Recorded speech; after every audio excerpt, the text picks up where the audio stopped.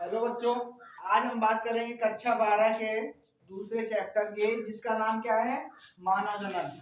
क्या नाम है? मानव जनन। तो हम बात करेंगे सबसे पहले जनन की। जनन आखिर होता क्या है? तो जनन की अगर हम लोग परिभाषा देखें तो होता है कि अपने समान नए संतान को उत्पन्न करने की क्षमता को हम लोग क्या बोलते हैं? जनन बोलते हैं। क्या बोलते हैं?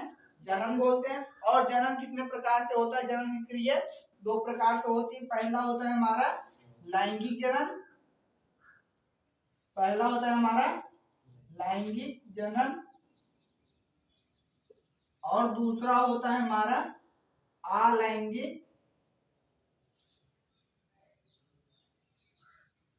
जनन।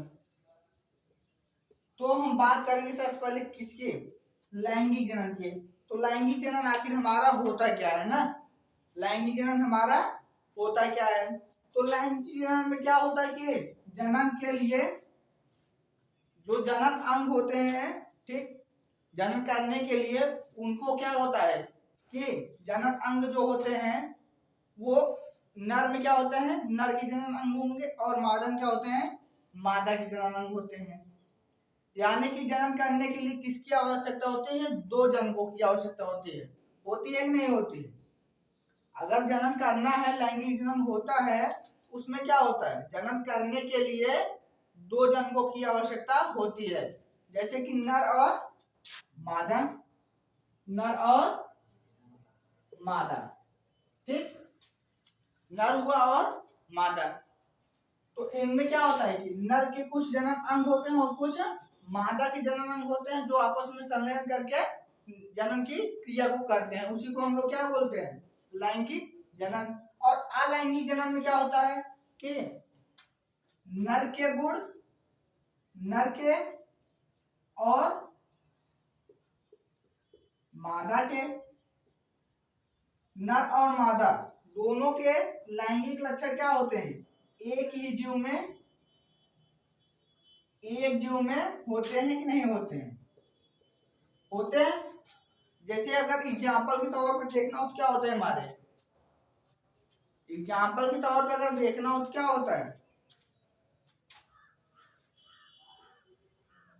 जोक जानते हो? जोक, जोक देखो, जोक वो क्या होता है? उसको जनन करने के लिए किसी दूसरे प्राणी के पास, किसी दूसरे जीव के पास जाने की आवश्यकता नहीं होती है।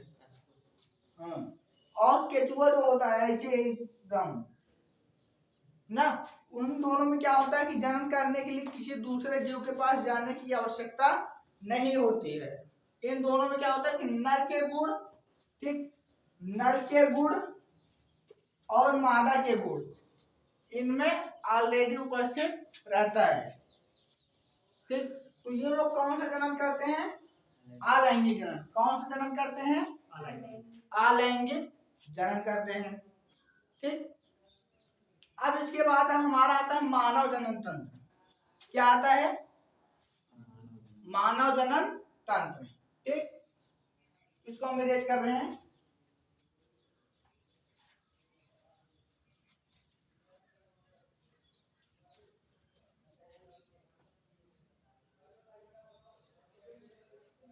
हमारी हेडिंग बनती है मानव जनन तंत्र।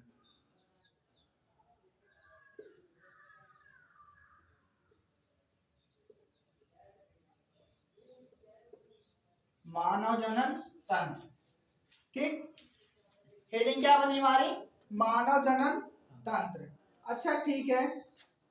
जनन, ठीक, जो जनन होता है उसके आधार पे, ठीक, जनन अंग, ठीक, तंत्र मतलब क्या होता है? इसको हम लोग अंग बोल सकते हैं, सिस्टम, ठीक। क्या बोल सकते हैं? अंग, ठीक। तो जो होता है हमारा मानव जनन तंत्र, ये कार्य के आधार पे दो प्रकार का होता है। कार्य के आधार पे दो प्रकार का होता है। पहला होता है प्राथमिक जनन अंग, प्राथमिक जनन अंग। और दूसरा होता है हमारा द्वितीयक जनन, द्वितीयक जनन अंग। पहला कौन सा था? प्राथमिक जनन अंग। और दूसरा कौन सा होता है, द्वितीय जनन अंग। तो हम बात किसकी पहले करेंगे, प्राथमिक जनन अंग की। बात किसकी करेंगे हम लोग, प्राथमिक जनन अंग की। तो प्राथमिक जनन अंग अगर हम लोग देखें किसमें, नर में, ठीक, नर में अगर बात करें तो नर में प्राथमिक जनन अंग हमारा होता है वृषण, जो कहाँ पे होता है, पीयूष ग्रंथि के, पीयूष ग्रंथि के बगल में होता है ना। वृषण हमारा कहाँ पे होता है, हाँ,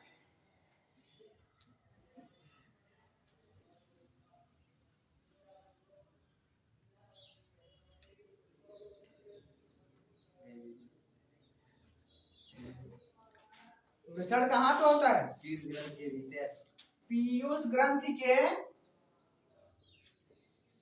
पीयूष ग्रंथि के अग्रभाग पर होता है। कहाँ पे होता है, अग्रभाग पे होता है। कौन सा, हमारा वृषण। और वृषण में क्या होता है, शुक्राणुओं का निर्माण होता है। किसका होता है निर्माण, शुक्राणुओं का निर्माण होता है। ये किसके थे, नर में, किसमें था, नर में। और अगर हम लोग बात करें मादा की, किसकी बात करें, मादा की, तो मादा में क्या होता है, अंडाशय।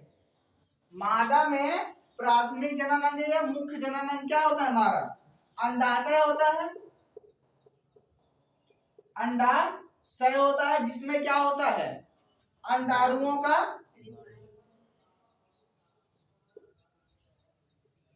अंडाणुओं का निर्माण होता है। उसे हम लोग क्या बोलते हैं, प्राथमिक जनन अंग। क्या होता है मादा में, अंडाशय होता है कि नहीं होता है। और अंडाशय में किसका निर्माण